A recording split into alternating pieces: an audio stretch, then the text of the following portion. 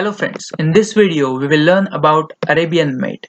As you know, knight and rook together can create different types of mating patterns. Arabian mate is one of those patterns where knight supports the rook to deliver checkmate. So let us study Arabian mate with the help of few examples. So in this position, white can deliver checkmate in just two moves, starting with the move knight to f6.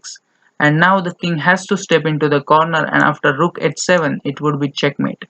Note the important things that this knight on f6 is defending the h7 square as well as covering the g8 square, so the king has no moves. It is also important to note that in the starting position, the 7th rank was open for rook so that it could slide across to h7 delivering the checkmate. So this is the basic construction of Arabian mate.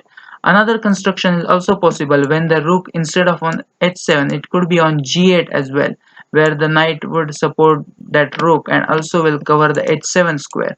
So that is another version of Arabian mate.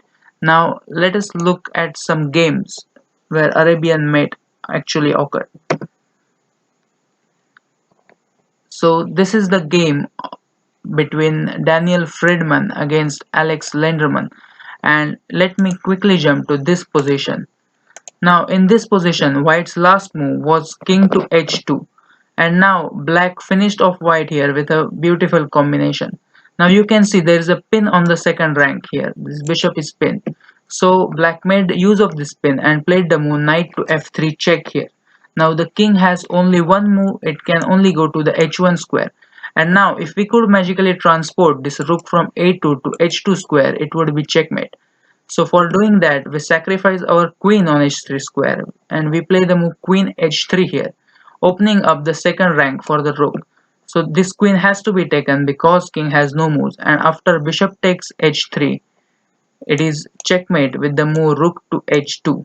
Again we have Arabian mate here where knight is defending the rook as well as covering the escape square for the king. Now let us look at another example. Now this is the game of William Steinitz, and let's jump to this position.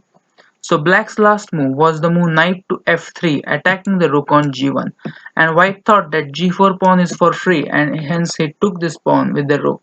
And now Steinitz played a beautiful move here. He played the move queen to h4, threatening queen takes h2 checkmate, and this queen cannot be taken because of this another version of Arabian mate. Now in this case the rook delivers checkmate from the g1 square, and it is again defended by this knight so that this rook cannot be taken. So in the game after the move queen h4, white tried this move rook g2, but again black finished off white here with a spectacular queen sacrifice again with the move queen takes h2. Again this queen has to be taken, and after that we once again have an Arabian mate with the move rook g1 checkmate. So this is the second case where the instead of the rank the say g file was opened up with the queen sacrifice and rook g1 was checkmate. Now I have a puzzle.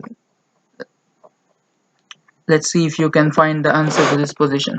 Now this is a game between Boris Gelfand and Vladimir Kramnik, and let me quickly jump to this position.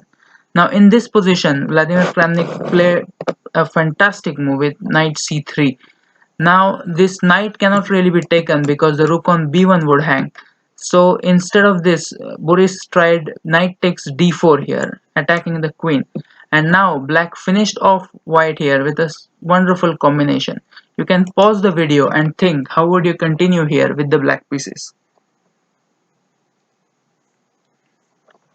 So black once again using the Arabian checkmate pattern played the move rook takes b2, and now this queen cannot really be taken because there are all kinds of mates with rook b1 or rook a2, and queen a2 is also checkmate if white plays any other move.